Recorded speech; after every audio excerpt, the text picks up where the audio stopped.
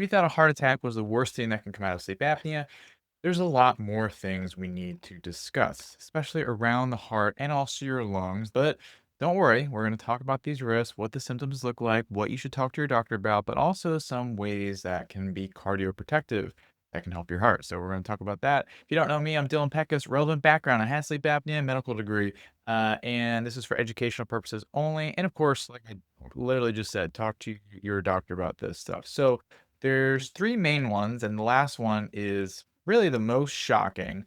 I will run through these quickly here so this doesn't feel like a boring pathophysiology class, which is fancy for boring science. The number one revolves around lung involvement, and 50% of obstructive sleep apnea patients will develop this pretty much irreversible disease if sleep apnea is left untreated. Signs and symptoms of this here. So, tiredness, dizziness, that's going to happen for many reasons, but some more pointed ones or specific ones. Blue tint to the lips or the skin, whether that's near your face or in your extremities, fingers and toes. Swelling of the abdomen, shortness of breath is a really big one as well. And chest pain too. And of course, anytime you feel chest pain, you got to call your doctor.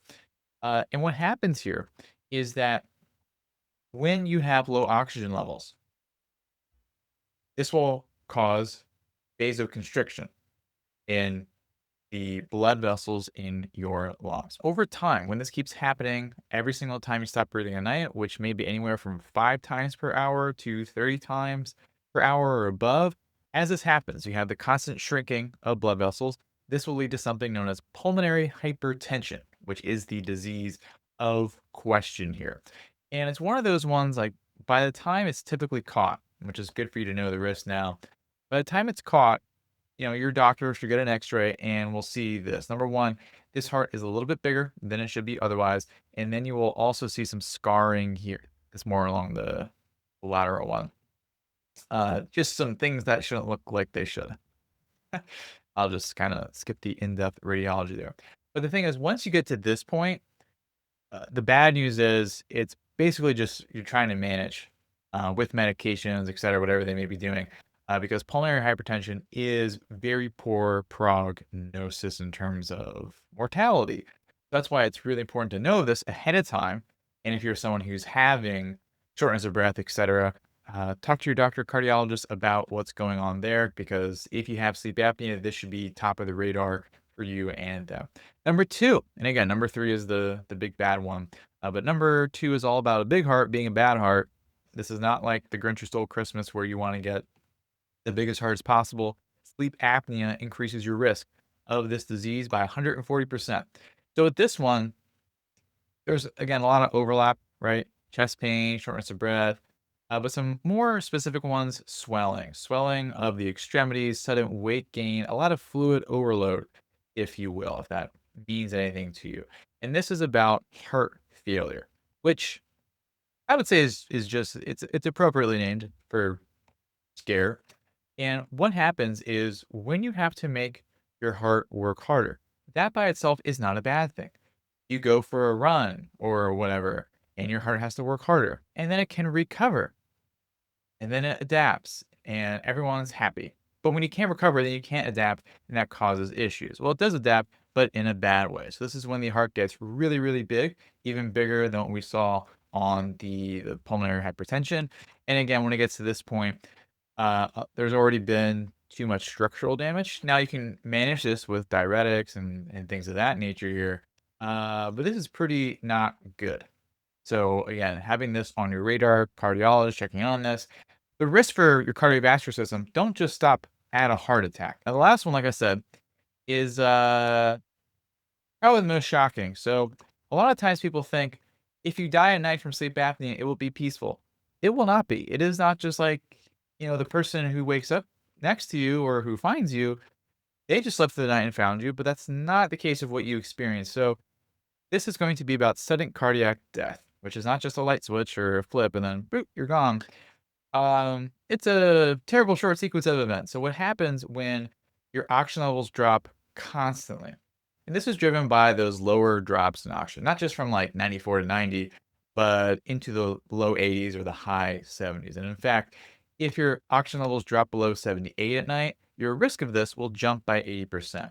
And that's why when we look at the pattern of sudden death in obstructive sleep apnea, and we also compare this to the general population, this is cardiac related sudden death, it is way higher. Let me zoom in here so you can see it. So the white bar here, you can see all that. The white bar here represents obstructive sleep apnea, and then the blue bar is no sleep apnea. So typically, the time to suddenly die is between 6 a.m. and lunch. But in obstructive sleep apnea, you would see from midnight to 6 a.m. being the primary time. And this is why dropping oxygen is going to mess up your heart's electrical system and have a cardiac arrhythmia when the electrical signal, instead of being sent like nice and easy, where it goes like, okay, from point A to point B and back up around up those ventricles, it just kind of spazzes out. It just goes in 20 different directions at once, none of them being the one you want. And that's where this becomes very separate because when we think of a heart attack, that is one thing. Sudden cardiac death is another. Yes, you can have them happen at the same time, but sudden cardiac death is more of an electrical problem, where a heart attack is more of a clog. Electrician, plumber is how you can think of that perhaps. And that's why, like, if you have this, it's not just the lights off, it's a not pleasant place to be for 3 minutes. So that's why, again, like, a lot of this is like risk to know, and we'll get into a lot of the cardioprotective things. But of course, like being able to like take any sort of skipped beats, take that very, very seriously if you have obstructive sleep apnea and talk to your cardiologist around that. So you can have some sort of plan in action here. So what can you do that's cardioprotective? Well, luckily you can just stare at this picture of a heart lifting a dumbbell. There's some supplements. Again, this goes with your doctor. This is educational purposes only. CoQ10, ubiquinol, specifically ending in OL, is going to be the best. That has been shown to be helpful in cardioprotective. Magnesium, typically 3 and 8 malate, those are going to be better. It's more well absorbed towards the heart because there's muscle tissue there. Omega-3 fatty acids, real, real good.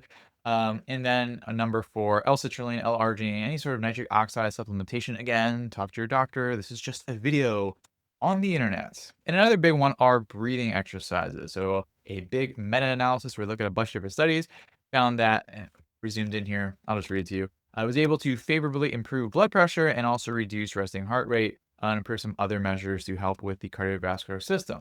Now, if you want the best breathing exercises, I have something free for you, and it's also available for a limited time.